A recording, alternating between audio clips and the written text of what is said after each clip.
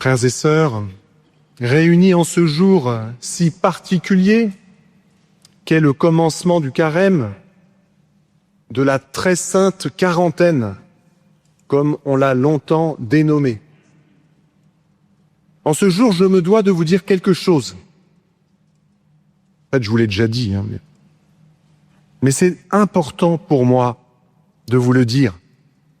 Et c'est important pour vous aussi d'accueillir mes paroles et de me faire confiance. Oui, je voulais vous dire ce matin que vous êtes tous beaux et belles. Vous aviez deviné peut-être ce que je voulais vous dire. Je sais pas. Je ne suis pas dans la farce, ni dans l'ironie, ni même dans la flatterie. Vous êtes vraiment beaux et belles.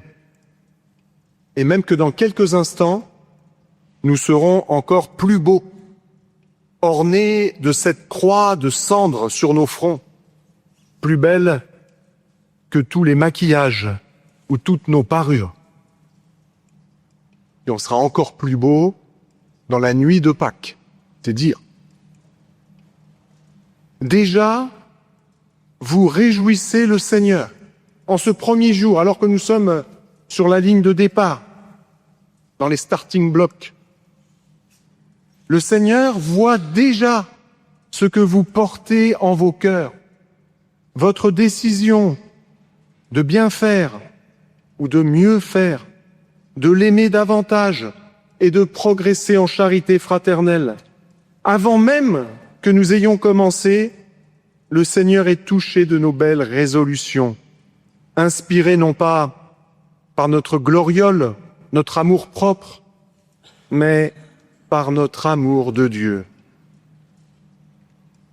Oui, Seigneur, nous savons ce que tu as fait pour nous.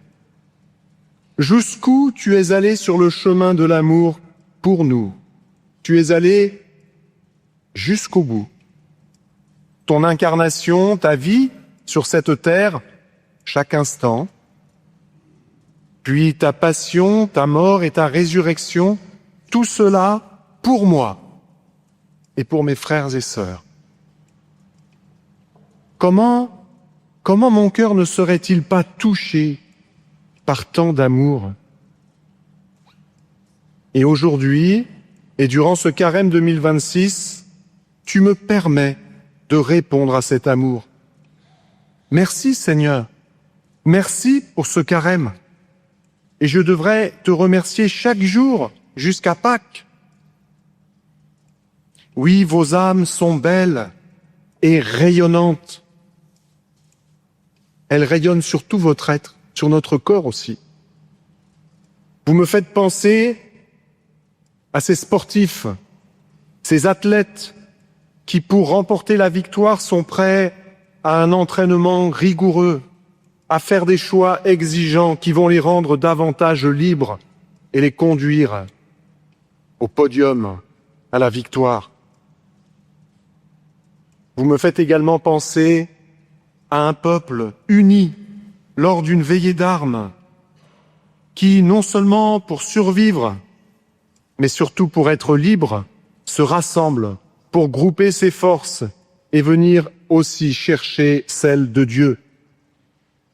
Car nous ne sommes pas fébriles en ce jour. Si certes nous devons combattre, nous savons que la victoire a déjà été remportée par le Christ lui-même, pour nous. Non, notre carême n'est pas un accessoire de notre vie chrétienne. Ce n'est pas un luxe, ce n'est pas pour faire bien, mais c'est un besoin impérieux. Bien plus, c'est une grâce, un formidable cadeau que Dieu nous fait. Oui, un cadeau d'amour.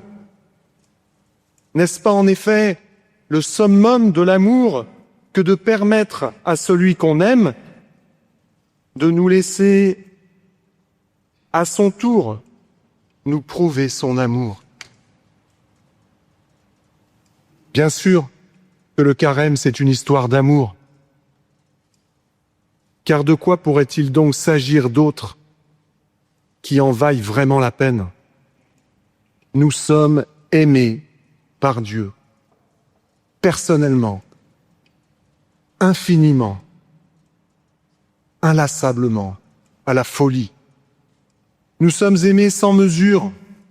Et le drame de toute existence, de notre existence, le drame, c'est que nous laissons souvent cet amour sans réponse de notre part. L'amour n'est pas aimé, se désolait saint François d'Assise. 40 jours, plus proche de Dieu, plus proche de nos frères et plus proche de nous-mêmes. Qui ne pourrait être attiré par un tel programme qui ne contient aucun piège? La prière qui nous rapproche de Dieu, la charité qui nous rapproche de nos frères et le jeûne qui nous rend davantage libres et nous réconcilie avec nous-mêmes. Alors, comme nous y invite le prophète Joël, revenons au Seigneur notre Dieu de tout notre cœur. N'attendons pas qu'il soit trop tard pour aimer en acte et en vérité, pour aimer concrètement, pour aimer avec moins de légèreté, moins de négligence et plus de ferveur. Notre pape, Léon XIV, rappelle que si le carême est un temps d'écoute, le jeûne constitue une pratique concrète qui nous dispose à l'accueil de la parole de Dieu. Il ne s'agit pas de réduire le jeûne à la seule privation de nourriture. Je voudrais vous inviter, nous dit-il, à une forme d'abstention très concrète et souvent peu appréciée, l'abstention des paroles qui heurtent et blessent le prochain.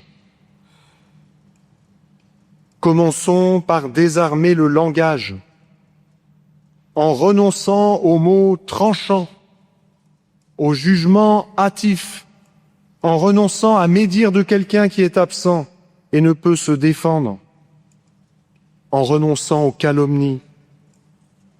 Efforçons-nous, continue le Saint-Père, efforçons-nous plutôt d'apprendre à mesurer nos paroles et à cultiver la gentillesse au sein de la famille, entre amis, dans les lieux de travail,